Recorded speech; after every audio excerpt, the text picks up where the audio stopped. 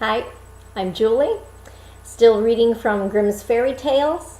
Today's selection is Jorinda and Jorindel. It's a love story of sorts. Let's get started. Jorinda and Jorindel.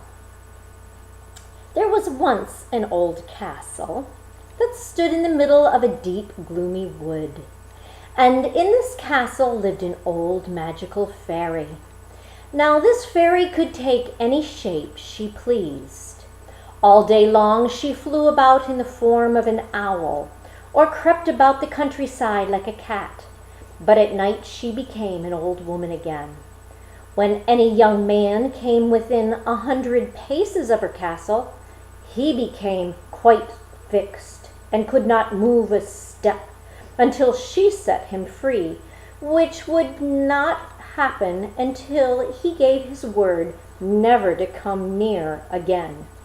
But when any pretty maiden came within that space, she would be changed into a bird, and the fairy put her into a cage and hung her up in the chamber of her castle.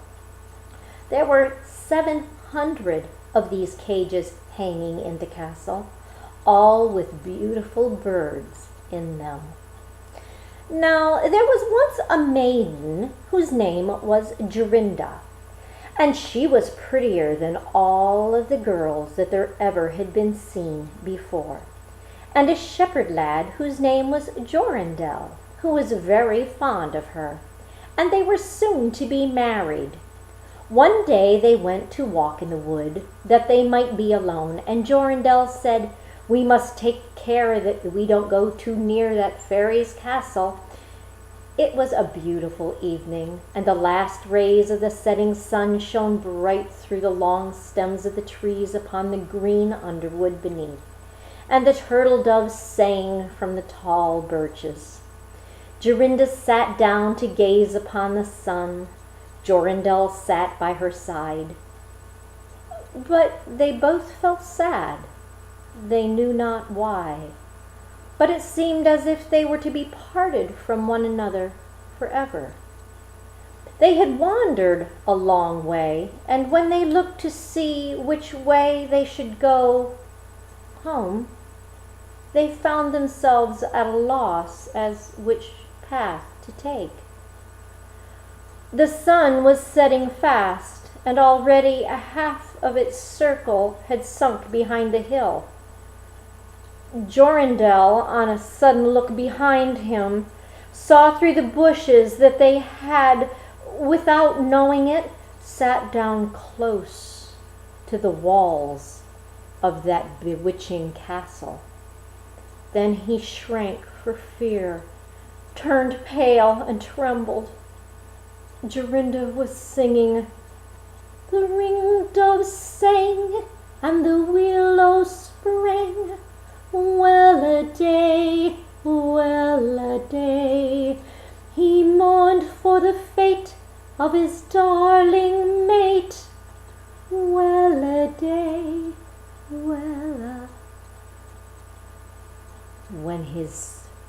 When her song stopped suddenly, Jorindel turned to see the reason, and beheld his Jorinda had changed into a nightingale, so that her song ended with a mournful chook, chook. An owl with fiery eyes flew around them 3 times, and that owl was just screeching, "Too-hoo! Too-hoo! Too-hoo!" Jorindel could not move. He stood fixed as a stone. He could neither weep, nor speak, nor stir hand or foot. And now the sun was setting, and it was gloomy of night.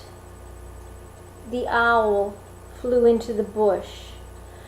A moment later the fairy came forth, pale and meager. with staring eyes and a nose and a chin that almost met each other. She mumbled something to herself, seized the nightingale, and went away with it in her hand. Poor Jorindel saw nothing when the nightingale was gone. He could do nothing. He couldn't speak. He could not move from the spot where he stood.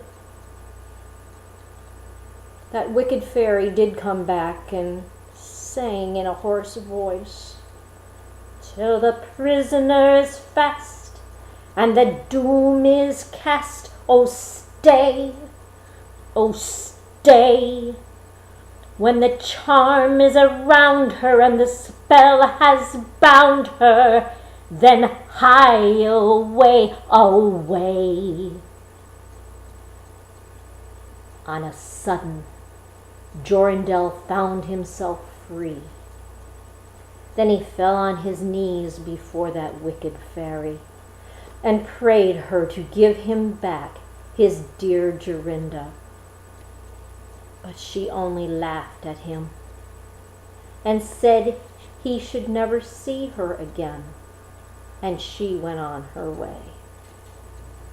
He prayed, he wept, he sorrowed, but in all vain.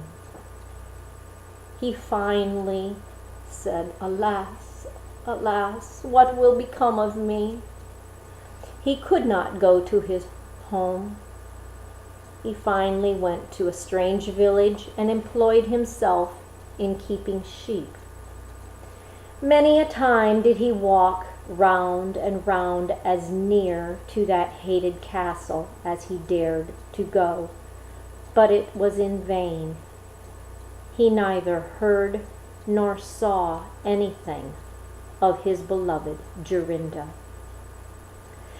At last he dreamt one night that he found a beautiful purple flower and went with it in his hand into the castle, and that everything he touched with that flower became disenchanted. And there, after the disenchantment, he found his Jorinda. In the morning after he awoke, he began to search over hill and dale for this pretty flower, and 8 long days he sought for it in vain. But on the 9th day, early in the morning, he did find that beautiful purple flower, and in the middle of it was a large dewdrop, as costly as a beautiful pearl. He plucked that flower and set out and traveled all day and all night till he came to that dreaded castle. He walked nearer than 100 paces to it, and yet he did not become fixed as before, but he found that he could go quite close up to that door. Jorindel was glad indeed to see this. Then he touched the door with the flower, and it sprang open, so that he went in through the court, and he listened. He heard so many birds singing. At last he came to the chamber where that fairy sat, with 700 birds singing in 700 cages.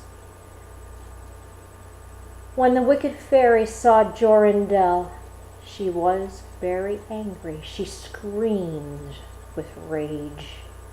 But she could not come within 2 yards of him, for that flower he held in his hand was his safeguard.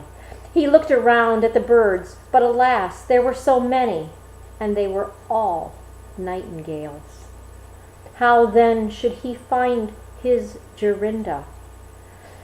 While he was thinking what to do, he saw the fairy had taken down one of the cages and was making the best of her way through the door.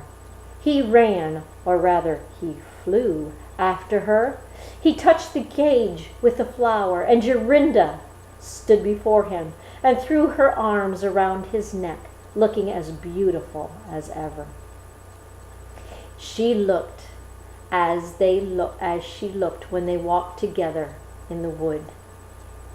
Then he touched all the other birds with the flower, so that they all took their old forms again.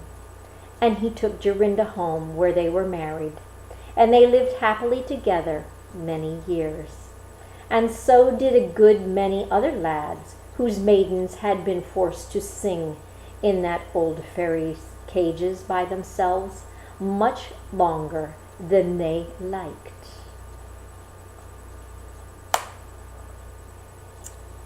No moral to the story. They lived happily ever after. Nothing wrong with a good love story. Have a good day. We'll see you again soon. God bless. Bye-bye.